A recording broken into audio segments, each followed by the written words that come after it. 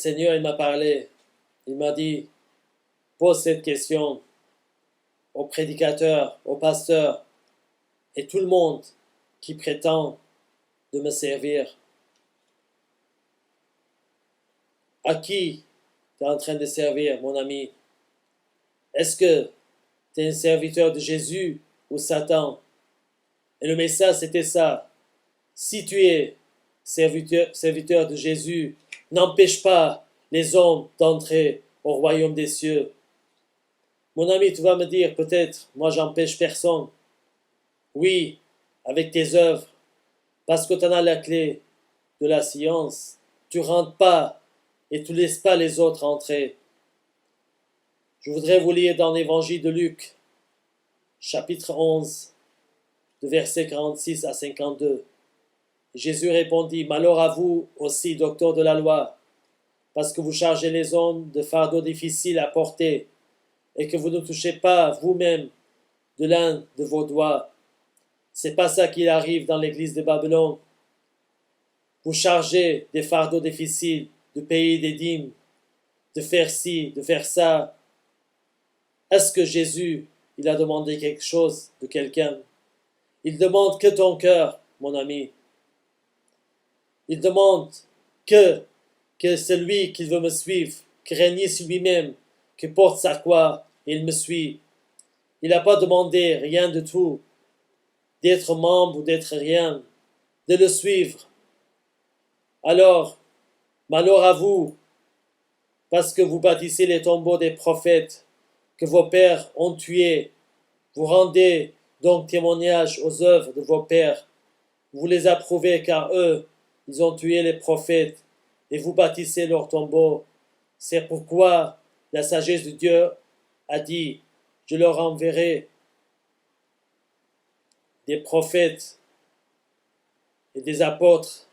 Ils tueront les uns, ils persécuteront les autres, afin qu'il soit demandé compte à cette génération du sang de tous les prophètes qui a été répandu depuis la création du monde, depuis le sang d'Abel jusqu'à le sang de Zacharie, tué entre l'autel et le temple. Oui, je vous le dis, il en sera demandé compte à cette génération. Malheur à vous, docteurs de la loi, parce que vous avez enlevé la clé de la science. Vous n'êtes pas entrés vous-même, vous avez empêché d'entrer ceux qui le voulaient. Alors, vous avez la clé de science. Si vous voyez quelqu'un qui croit en Jésus, non, il faut que tu viennes. Moi, je connais très bien la théologie, je connais la Bible. Si tu ne connais pas, tu ne peux pas être sauvé. Mon ami, qu'il t'a dit la connaissance que tu vas être sauvé, de savoir juste que Jésus il est mort pour toi et il a ressuscité des morts. Et le sang de Jésus, il te purifie de tous tes péchés. Si tu confesses avec la bouche et tu crois dans le cœur, tu es sauvé. Vous rendez difficile, vous mettez des fardeaux pour des gens. Il faut devenir ça ou l'autre. Pour cela, vous ne rentrez pas et vous empêchez d'entrer ceux qu'il voulait.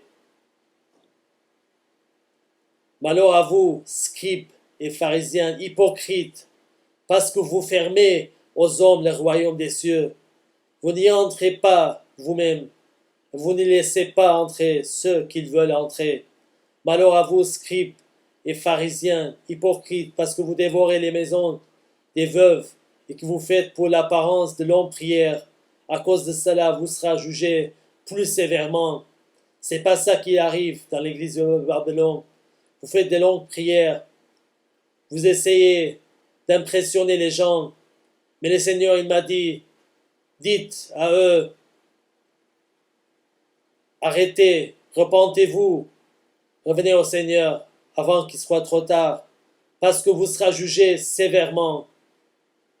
Malheur à vous, scribes et pharisiens hypocrites, parce que vous courez la mer et la terre pour faire une prosélyte.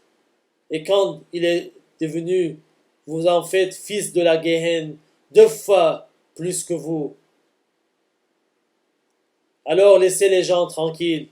n'empêche pas que les gens rentrent au royaume des cieux. Comment vous comprenez-vous pas que ce n'est pas au sujet de pain que je vous ai parlé? Gardez-vous du levain des pharisiens et des sadducéens. Alors ils comprirent que ce n'était pas le levain du pain qu'il avait dit de se garder, mais des enseignements des pharisiens et des sadducéens. Alors, vous dites, vous êtes sauvés une fois, sauvés éternellement.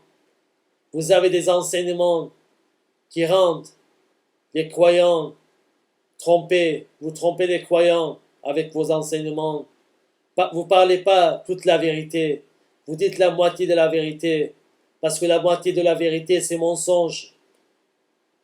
Donnez, il vous sera donné. On versera dans votre sein une bonne mesure, serrée, secouée, et qui déborde. Quand vous mesurez avec la mesure dont vous serez servi. Vous mesurez aux gens, vous serez servi la même chose. Vous allez être condamné. Mais le mercenaire, qui n'est pas le berger, à qui n'appartiennent pas les brebis, voit venir le loup, abandonne les brebis et prend la fuite, et le loup les ravit et les disperse. Vous êtes des mercenaires. Vous faites que pour l'argent. Vous prêchez pour l'argent, pour l'intérêt. Pour cela, pendant la crise financière, il y a beaucoup de pasteurs qui ont abandonné parce que les croyants n'ont pas pu donner leur salaire. Pour cela, vous servez pour l'argent, pas Dieu. Pour cela, l'amour d'argent, c'est la racine de tous les maux. Vous êtes des mercenaires. Vous laissez tomber les brebis. Pour cela, vous êtes disqualifié, mon ami. Vous êtes rejeté. Mais apôtre Paul, il a dit, mais je traite durement mon cœur et je le tiens assujetti de peur d'être moi rejeté après avoir prêché aux autres. Vous êtes rejeté même si vous prêchez aux autres, mais vous ne faites pas traiter durement votre cœur parce que vous aimez l'argent, vous vivez pour votre désir, vous prêchez, vous faites pire que vous dites. Vous dites que vous ne faites pas adultère et vous faites l'adultère. Car le temps viendra où les hommes ne voudront plus rien savoir de l'enseignement authentique au gré de leurs propres désirs et se choisiront une foule de maîtres à qui ils ne demanderont que de leur caresser agréablement les oreilles. Ils détourneront l'oreille de la vérité pour écouter des récits de pure invention. Vous êtes ces docteurs, vous parlez des trucs agréables, vous ne parlez pas la vérité, vous ne parlez pas les repentances et le jugement de Dieu qui va venir. Vous caressez les oreilles. Pour cela, le jugement de Dieu, il va venir sur vous. La colère de Dieu, il va venir. Laissez-les. N'empêchez pas de rentrer dans le royaume des cieux. Comment vous pouvez croire, vous qui tirez votre gloire les uns des autres et qui ne cherchez point la gloire qui vient de Dieu seul? Alors repens-toi, mon ami, et viens au Seigneur, et n'empêche pas les hommes d'entrer au royaume des cieux. Que Dieu vous bénisse. Amen.